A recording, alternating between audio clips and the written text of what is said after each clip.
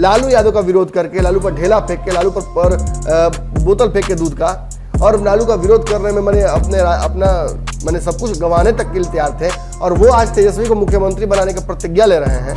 तो नीतीश कुमार और भाजपा ये जाकर नहीं कह पाएंगे चुनाव में कि जंगल राज आ जाएगा, आपका शासन नहीं रहेगा, बुरा बाल साफ कर देगा वो लोग, ये कर देगा। ये सारी बातें कहीं ना कहीं बदल जाती है। तो नीतीश कुमार से नाराज जो गुट है, वो सबसे बड़ा जो जात है वो है भूमिहारों का। वो नीतीश कुमार से नाराज है, कई कारण है, लेकिन उसमें एक बड़ा कारण अनंत सिंह वाला पूरा प्रकरण है। आज यादवों का नाम सजेस्ट कर रही है भाजपा, सीएम कैंडिडेट के तौर पर भाजपा की तरफ से। राज्यसभा भेजना हो, लोकसभा भेजना हो, एमएलसी बनाना हो, चाहे विधायक बनाना हो, सब हम बनाएंगे, आपको सोचने की आवश्यकता नहीं है।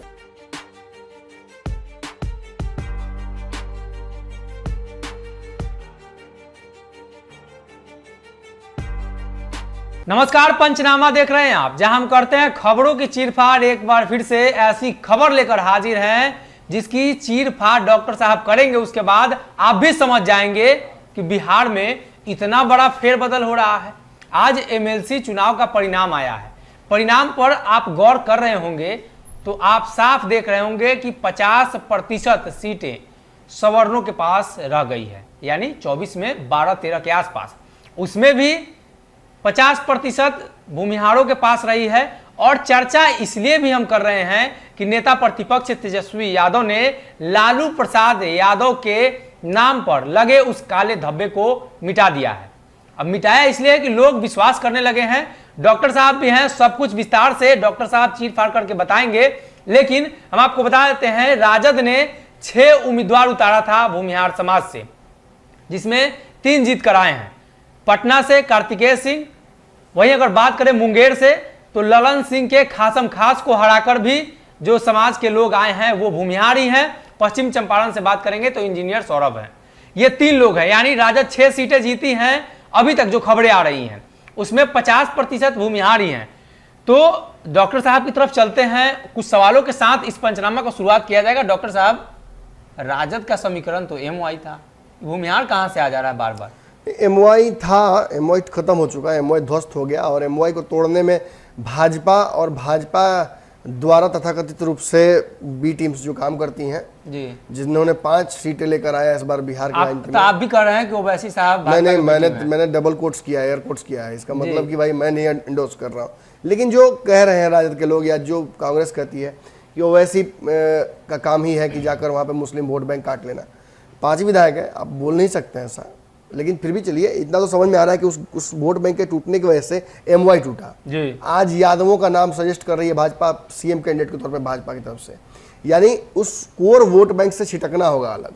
हालांकि मैं इसका हिमायती नहीं हूँ, मुझे लगता है कि राजद को अपने कोर वोट बैंक पे जाना चाहिए, लेकिन मैं राजनीतिज्ञ नहीं हूँ, ना ही मैं तेजस्वी यादव का सलाहकार हूँ, इसलिए इस रणनीति को छोड़कर मैं आगे की रणनीति पर चर्चा कर रहा हूँ। एमवाई अब बीवाई हो चुका है। भूमिहार यादव, आज ही आप बता रहे थे मुझे कि ऑफ कैमरा जब बातचीत हो रही थी तो शक्ति यादव ने क्या कहा तेजस्वी यादव को?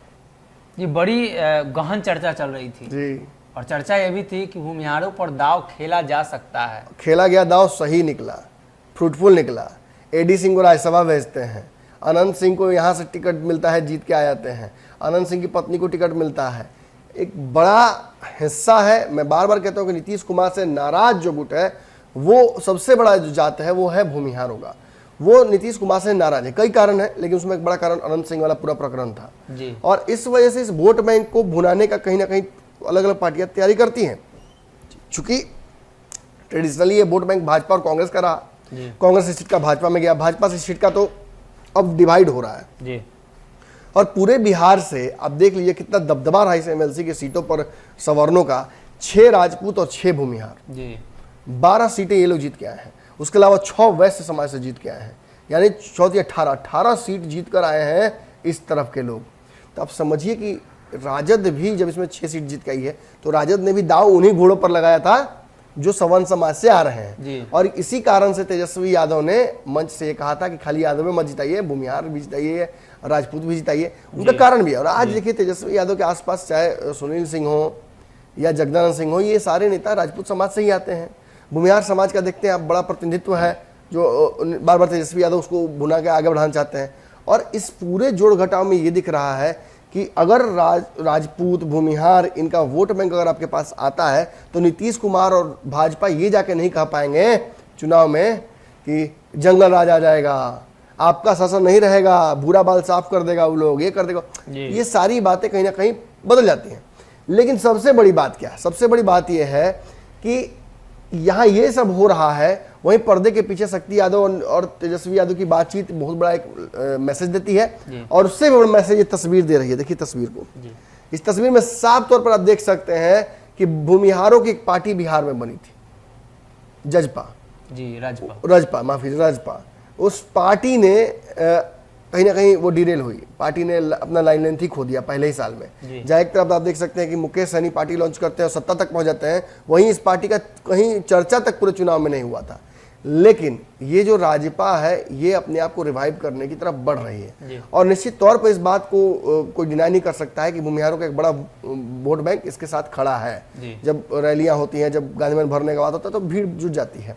तो उस भीड़ को अगर ट्रांसफर कर दिया जाए तेजस्वी यादव की तरफ तो तेजस्वी को फायदा ही फायदा है। मुझे तो ये भी खबर है कि तेजस्वी यादव से जो मुलाकात हुई है आशुतोष कुमार की, ये जो कार्यक्रम के न्योता के लिए नहीं बल्कि अंदर ही अंदर प्रस्तावित किया गया कि तेजस्वी यादव सर्वमान्य हो गए हैं और सवर्ण भी उनके पीछे पीछे जाने के लिए तैयार है। वरना आशुतोष कुमार जैसे नेता जो लालू यादव का विरोध करके, लालू पर ढेला फेंक के, लालू पर बोतल फेंक के दूध का, और लालू का विरोध करने में मैंने सब कुछ गंवाने तक के लिए तैयार थे, और वो आज तेजस्वी को मुख्यमंत्री बनाने का प्रतिज्ञा ले रहे हैं। ये तो बिहार में नहीं होना था जी। अगर ये हो रहा है तो पर्दे के पीछे कोई बड़ा खेल हो रहा है। तेजस्वी यादव अपना फेस लिफ्ट कर रहे हैं। तेजस्वी यादव ये मैसेज भेज रहे हैं हर समाज को, चाहे खासतौर पर सवर्ण समाज को, कि भूमिहारों को, कि आपको अब एक रास्ता मिल गया है, हम देंगे आपको प्रतिनिधित्व। राज्यसभा भेजना हो, लोकसभा भेजना हो, MLC बनाना हो, चाहे विधायक बनाना हो, सब हम बनाएंगे, आपको सोचने की आवश्यकता नहीं है।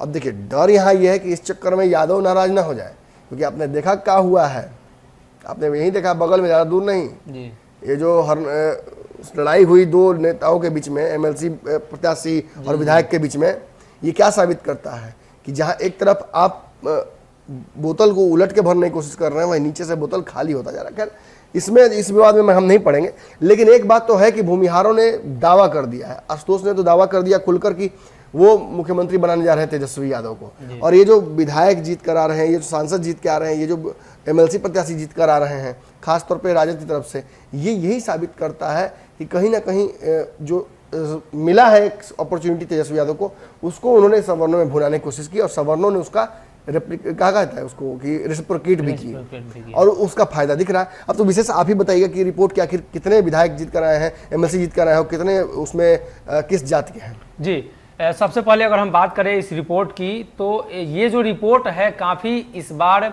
आश्चर्यजनक है। आश्चर्यजनक इसलिए भी है कि MLC चुनाव में अक्सर चर्चा होती है, धन बल का प्रयोग, तमाम चीज़ें होती है, लेकिन सिर्फ धन बल से MLC चुनाव नहीं लड़ा जा सकता है। बात करेंगे भूमिहार जाति के उम्मीदवारों की, तो पटना, मुंगेर, पश्चिम चंपारण से राजद के टिकट पर कार्तिकेय सिंह, अजय सिंह, इंजीनियर सौरभ जीते हैं। वहीं गोपालगंज में भाजपा के टिकट पर राजीव कुमार विजयी रहे। तो वहीं बेगूसराय में कांग्रेस के राजीव कुमार को ही जीत मिली है। साथ ही सारण में बात करें तो निर्दलीय सच्चिदानंद राय, यानी 6 उम्मीदवार।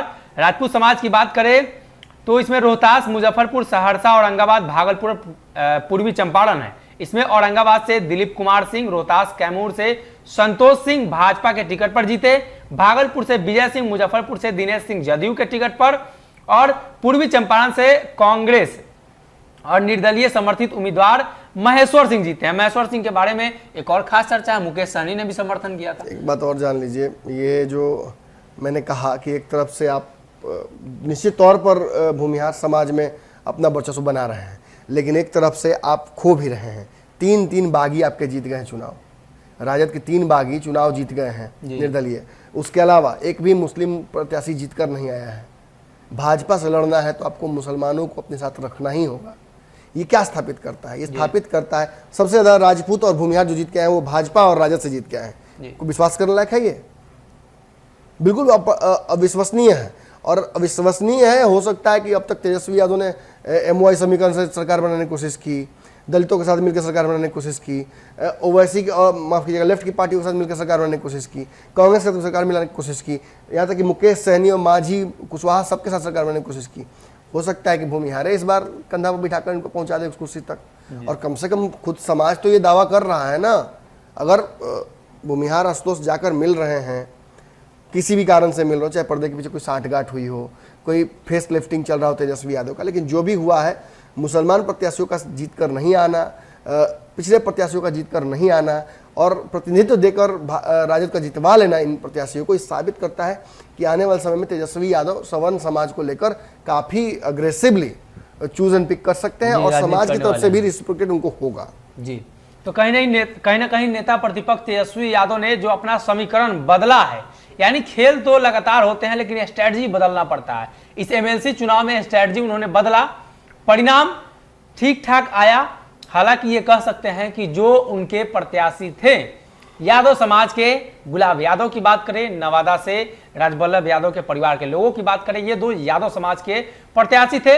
इन पर कई सारे एलिगेशंस लगे थे और तेजस्वी यादव ये नहीं चाहते थे कि ये लोग राजनीति में आए और फिर से एक बार तेजस्वी यादव के नाम पर काला धब्बा लगे, इसलिए उन्होंने साइड किया।